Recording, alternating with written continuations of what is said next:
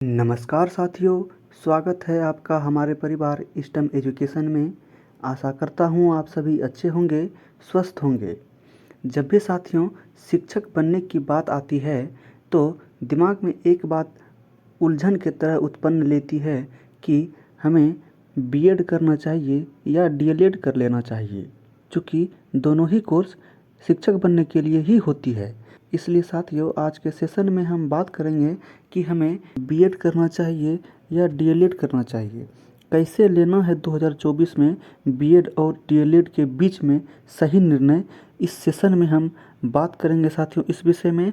उसके बाद साथियों हम बीएड के फ़ायदे नुकसान क्या हैं इस विषय में भी हम बात करेंगे, क्योंकि साथियों बहुत से लोगों को ऐसा भी देखने को मिलता है कि बीएड तो वो कर लेते हैं लेकिन के बाद में पता चलता है कि उनका बीएड का डिग्री जो है सब्जेक्ट कॉम्बिनेशन की वजह से कोई काम नहीं आया, जिस वजह से साथियों बीएड में काफ़ी नुकसान हो जाता है।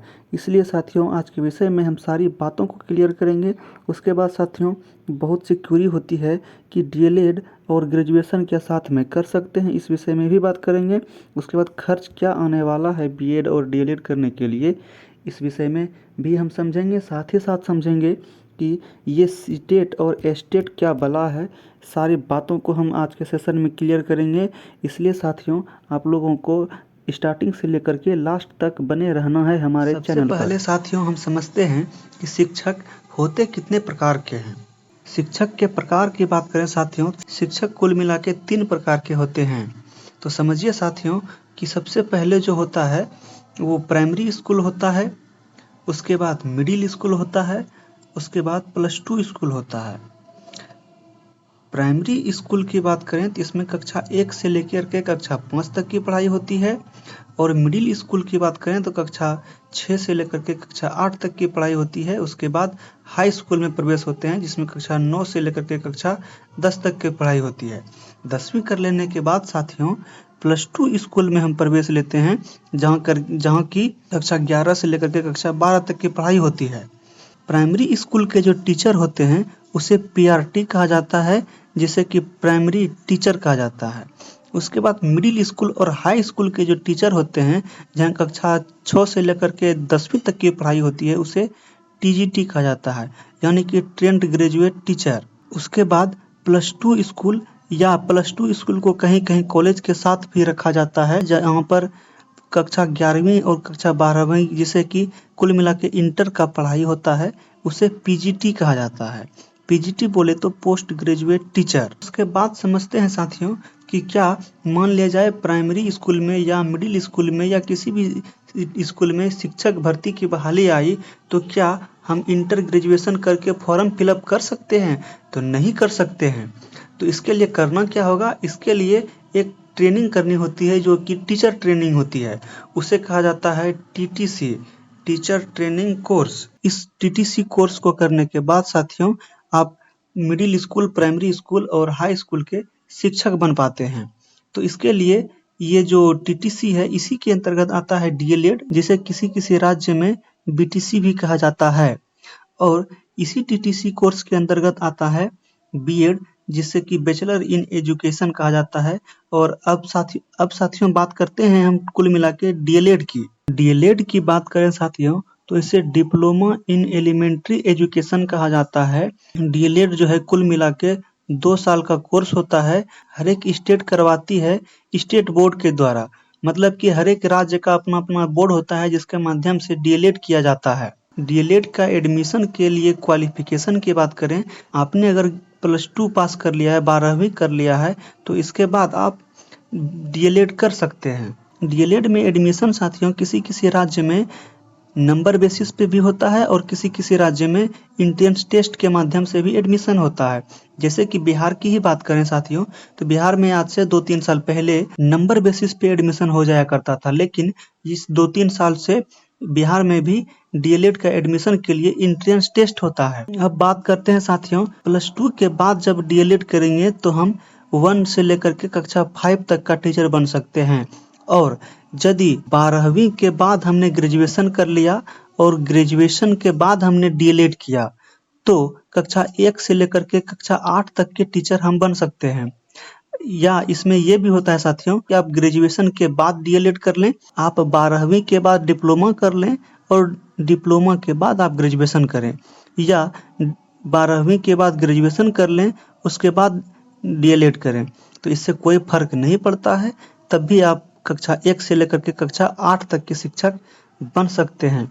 और कुछ कुछ स्टूडेंटों का ये भी कहना होता है कि क्या डीएलएड और ग्रेजुएशन दोनों साथ में कर सकते हैं? तो साथियों आप बिल्कुल कर सकते हैं। डीएलएड और ग्रेजुएशन आप साथ साथ कर सकते हैं, बशर्ते इसमें एक चीज़ आप लोगों को ध्यान रखना होगा कि सेशन जो है दोनों का लड़ना नहीं चाहिए। अर्थात कि अगर आपने डीएलएड का सेशन आपका 2024 से 26 है तो ग्रेजुएशन का भी सेशन आपका 24 से 26 नहीं होना चाहिए।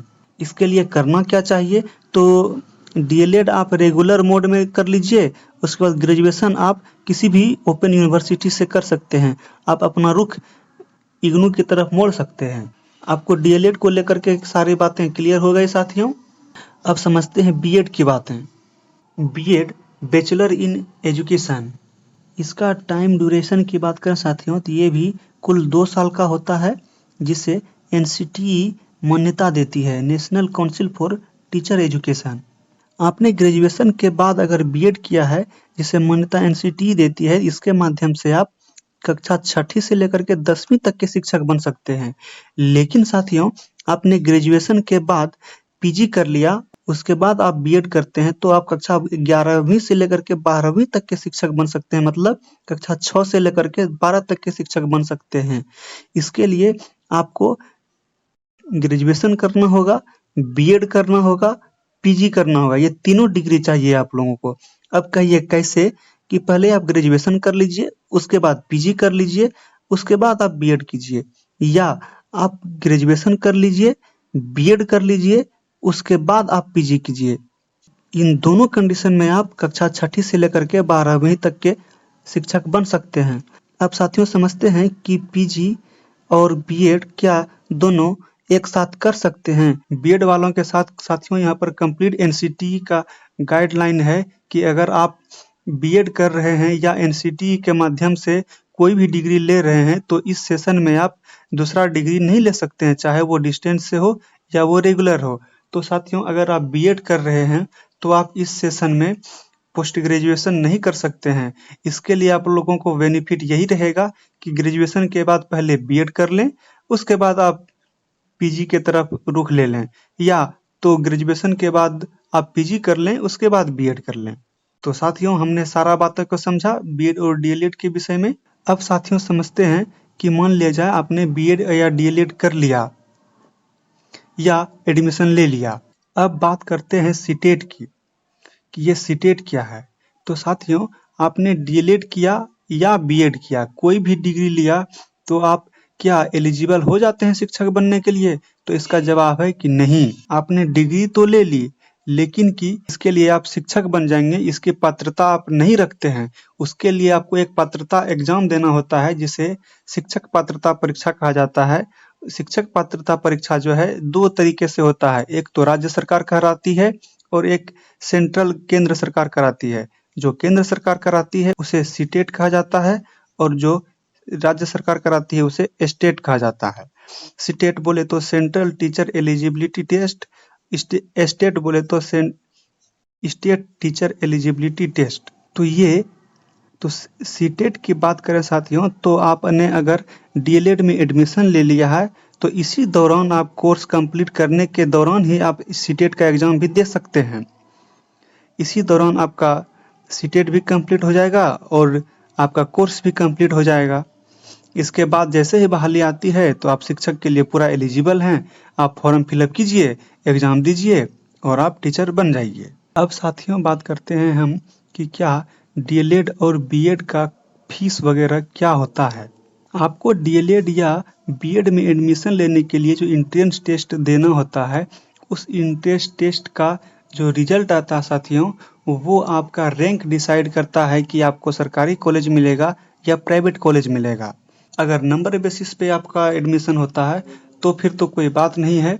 अगर आपका एंट्रेंस टेस्ट होता है तो आपका रैंक डिसाइड करेगा कि आपको सरकारी कॉलेज मिलता है या प्राइवेट कॉलेज मिलता है।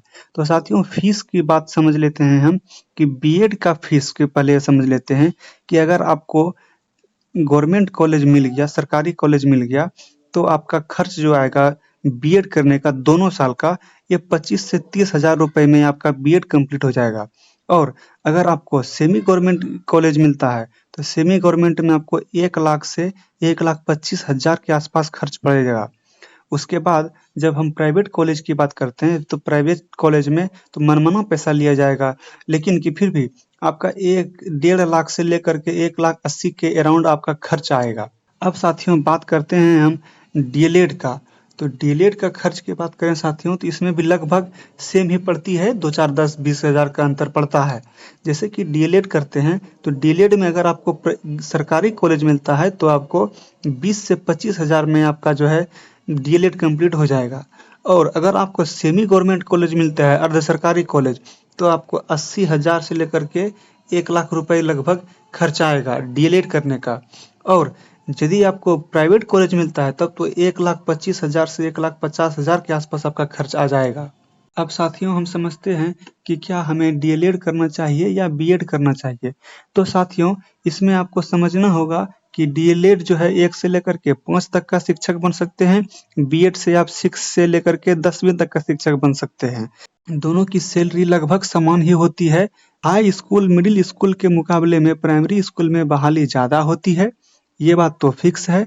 उसके बाद साथियों कि आप जल्दीबाजी अगर नौकरी लेना चाहते हैं तो आपके लिए बेस्ट ऑप्शन ये रहेगा, पहले इंटर पास करके डीएलएड में एडमिशन ले लीजिए और उसी सेशन में आप ओपन यूनिवर्सिटी से ग्रेजुएशन भी कर लीजिए, तो आप जल्दीबाजी में शिक्षक बन जाएंगे। और अगर आप बीएड की तरफ रुख करते हैं तो पहले आपको +2 तो करना ही होगा, उसके बाद 3 साल आपका ग्रेजुएशन में जाएगा, उसके बाद आप बीएड करेंगे तो 2 साल वहाँ भी जाएगा, तो 3 और 2 5 साल लगेगा, उसके बाद आप शिक्षक बनेंगे।